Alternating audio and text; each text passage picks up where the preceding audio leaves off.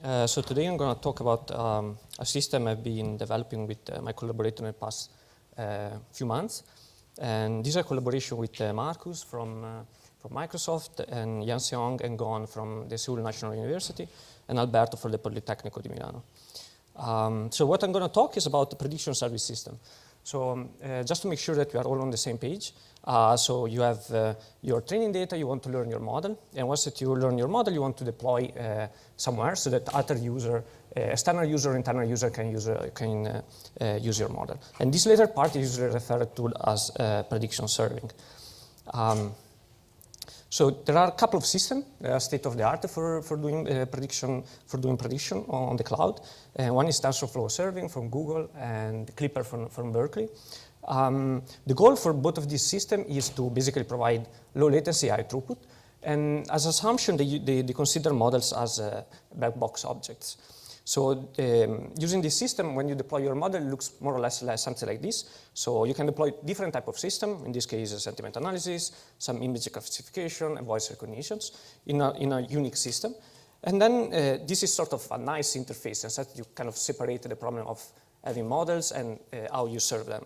And you can apply all a bunch of techniques. So for instance, you can do caching, you can do batching, you can do some pooling with the threads, you can replicate the models in case you need higher throughput, or you can do something a little bit more fancy using ensembles to increase the accuracy of the models. But why to use black boxes?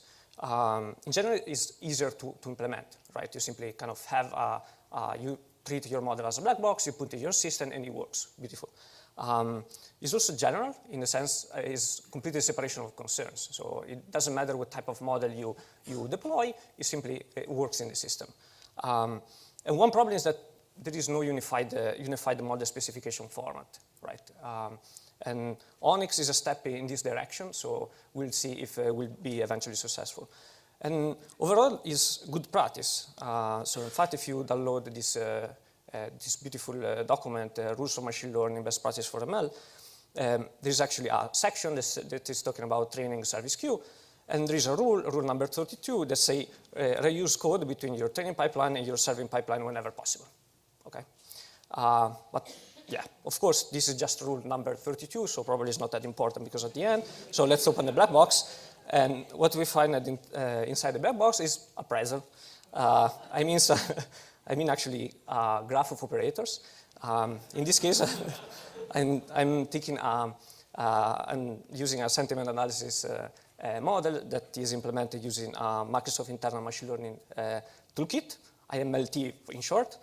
And basically in this model, you see different operators. Some of them, they're doing some featureization, and some of them, they actually model that they get trained, such the linear regression in this case. And on the bottom left, I also add a Smiley database. That's because I'm from the database community, so every time that I see something that is related with some database notion, I will simply kind of try to point it out. And in this case, of course, models internally, they look like query plans. But models, they're not always that simple. They're actually quite complex. You can have model inception, so models inside models, and models can be small, but can also be really large, up to gigabytes. And interesting, models can also share the structure. You can have like similar structure but different parameters, and often this happens if you're doing, for instance, A/B testing. So you have similar structure, but you change the parameter because you want to do some testing, some custom personalization. In general, also works if you have templates. So if you have really strong templates, the user will reuse your model because it works really well in generic situations. Internally, the models, training and scoring, they're a little bit different in my opinion. For instance, if a reasonable training system will do something like a vectorized execution because you want to maximize your throughput, right? And you want to lazily allocate the memory because you want to be more efficient as possible and not pre-allocate all the memory and without using that. And in general, just-in-time compilation is okay. Because when you do training, you basically scan the data multiple times using the same pipeline. So even if the first time that you scan the data, you just-in-time compile your pipeline, is okay, because all the other times you will eventually use the compiled version this way faster. But is this also true in scoring?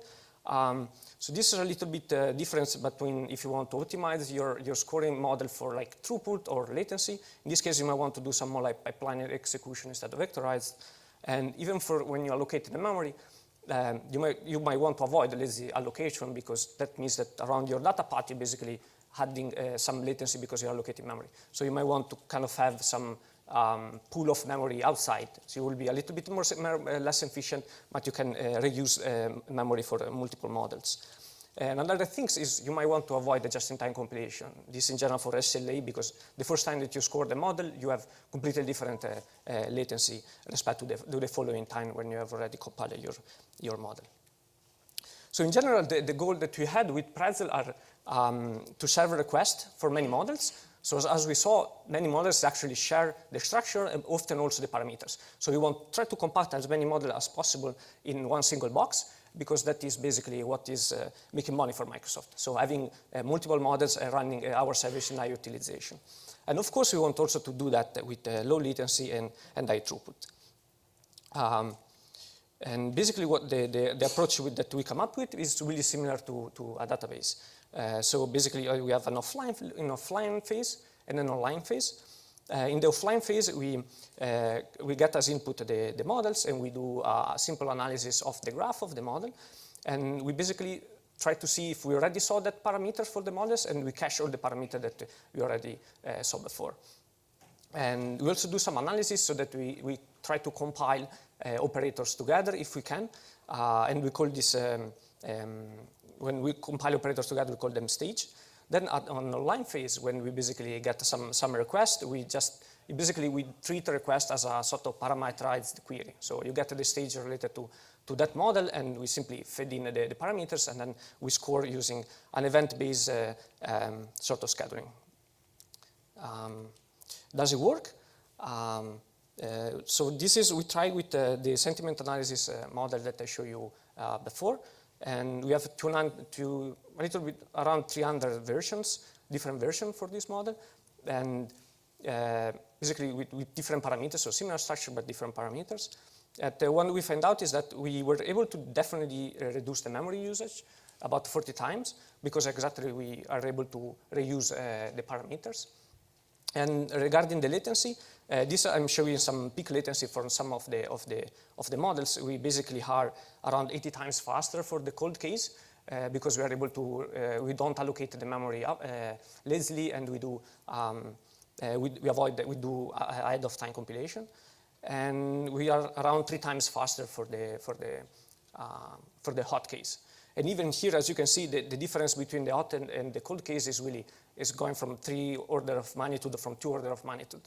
And these are C# implementation. We also have a C++ implementation that is, the difference between the two is even smaller. And with this, I conclude my talk. Thank you.